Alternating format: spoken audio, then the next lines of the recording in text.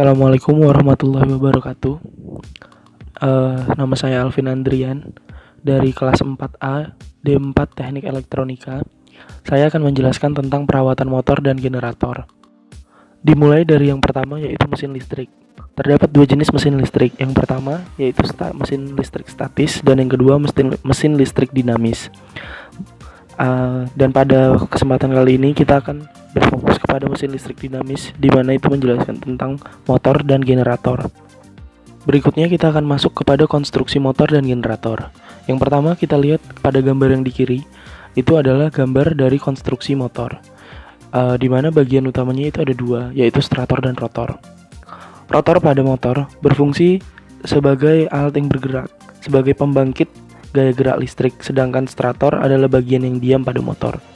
Pada gambar yang di sebelah kanan itu adalah gambar konstruksi dari generator, di mana generator biasanya terdiri dari magnet permanen dengan 4 kutub. Pada bagiannya kita dapat melihat ada komutor, penguat eksistensi, papan terminal, jangkar, lubang angin, serta poros penggerak. Berikutnya adalah prinsip kerja motor dan generator. Yang pertama, prinsip kerja motor. Prinsip kerja motor menggunakan kaidah Fleming tangan kiri, yaitu aliran arus di dalam penghantar yang berada di dalam pengaruh medan magnet akan menghasilkan gerakan. Dan sedangkan pada generator itu menggunakan kaidah Fleming tangan kanan, di mana medan magnet dan gerakan sepotong penghantar yang dialiri arus akan menimbulkan tegangan. Dan berikutnya adalah pemeliharaan motor. Yang pertama, kita dapat menganalisis kerusakan pada motor dengan diawali dengan inspeksi visual dan dengan pendengaran. Yang kedua, kita dapat memeriksa kerusakan yang gampang terlihat. Dan yang ketiga, kita mendengarkan bunyi atau suara yang keluar dari motor. Dan yang keempat, kita periksa kerusakan motor yang terdapat pada bagian bearing. Cara pemeriksaannya adalah dengan sangat mudah, yaitu pertama kita putar tangkai rotor yang terdapat pada motor. Apabila tangkai rotor tidak berputar, terasa seret atau bermasalah saat bergerak, mungkin mengindikasikan adanya kerusakan pada bagian bearing yang terdapat pada motor. Ada beberapa teknik dasar yang digunakan dalam pemeriksaan motor listrik. Yang pertama yaitu tes lem, yang kedua magometer, lalu ada pengukuran arus, dan yang terakhir adalah pengujian lilitan jangkar. Yang pertama, saya akan menjelaskan tentang pengujian tes lem. Pengujian tes lem dilakukan untuk mengecek kerusakan yang terjadi pada rangkaian seperti mengalami grounding, hubungan pendek, atau rangkaian terbuka. Yang pertama, hasil ground buruk akan menginsulasi hubungan kawat antara stator dan bel peringatan. Motor sekring yang punya ground winding mungkin disebabkan oleh reaksi sekring panas berlebih, kekurangan daya. Shock dapat disebabkan oleh motor yang mengalami grounding. Oleh karena itu, perawatan harus sering dilakukan saat pengecekan grounding motor. Berikutnya adalah pemeriksaan dengan cara pengujian magometer. Pengujian magometer itu sangat gampang. Pertama, apabila motor mengalami grounding akan terbaca sebagai 0 atau sekitar 0. Sedangkan apabila motor mengalami open circuit, maka hasil yang terlihat pada alat ukur adalah resistansi yang tinggi, sehingga dapat dipastikan bahwa motor mengalami open circuit. Yang berikutnya adalah pengujian lilitan jangkar. Percobaan ini dilakukan untuk mengecek apakah lilitan jangkar berfungsi dengan baik atau tidak. Apakah ada yang putus, ada yang mengalami hubungan singkat dengan inti jangkarnya atau tidak. Caranya yang pertama, alirkan listrik DC melalui komutator. Dekatkan sebuah kompas dengan jangkar. Lakukan pengamatan jarum kompas akan berputar ke arah jangkar.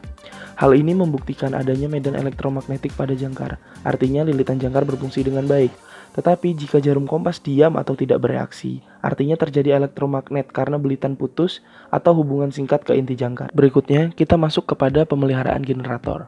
Pada umumnya, pemeliharaan dan perbaikan generator hampir sama dengan pemeliharaan motor listrik. Dan masalah-masalah utama yang terjadi kerusakan pada generator yaitu terbakarnya sekring, regulator tidak bekerja, output tegangan rendah atau tinggi, tegangan yang tidak stabil atau berfluktuasi. Prosedur pertama yang kita lakukan yaitu hampir sama dan mirip dengan pemeriksaan pada motor, yaitu melakukan visual terhadap alat. Yang pertama itu visual terhadap konektor, terminal-terminal terhadap karat, atau terkontaminasi dengan cairan debu dan yang lain-lain. Jadi kita harus melakukan pengecekan awal melalui visual. Ada beberapa metode dalam pemeliharaan generator, yaitu dengan yang pertama, melakukan pengujian hubungan singkat. Yang kedua, pengujian terhadap regulator. Yang ketiga, pembongkaran generator. Dan yang terakhir adalah perawatan terhadap bearing. Kita masuk kepada metode yang pertama, yaitu pengujian hubungan singkat. Caranya yaitu, yang pertama, mematikan sumber daya yang terdapat pada generator. Yang kedua, mengukur resistansi pada terminal yang dianggap terjadi hubungan singkat. Dan yang terakhir, bila nilai resistansi yang terbaca sama dengan 0, maka dapat dipastikan terjadi hubungan singkat pada generator. Dan apabila sebaliknya, yaitu nilai resistansi yang terbaca besar, maka dapat dipastikan bahwa sambungan tersebut terbuka.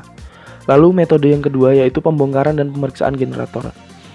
Yang pertama langkahnya yaitu matikan sumber daya, yang kedua beri tanda dan identifikasi, yang ketiga menggunakan derek, yang keempat lepaskan semua pengikat, yang kelima periksa strator, yang keenam ukur resistansi antara lead, dan yang terakhir adalah lakukan uji pentanahan atau grounding. Dan metode yang terakhir yaitu perawatan pada bearing. Caranya yang pertama, lakukan pemeriksaan terhadap bearing secara periodik atau berkala. Dan apabila terdapat kerusakan, maka gantilah bearing dengan yang baru. Yang kedua, gunakan cakram yang sesuai dengan standar yang telah ditentukan. Dan yang terakhir, gantilah pelumas di dalam bearing dengan yang baru secara rutin. Berikutnya adalah pemeliharaan preventif terhadap generator. Cara ini dapat kita lakukan dengan cara pemeliharaan generator terhadap kotoran dan debu, lalu pemeriksaan poros, dan yang terakhir adalah pemeriksaan mur dan baut.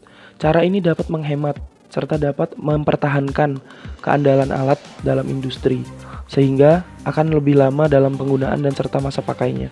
Sekian presentasi dari saya, lebih dan kurangnya saya memohon maaf. Billahi taufiq wal hidayah. Wassalamualaikum warahmatullahi wabarakatuh.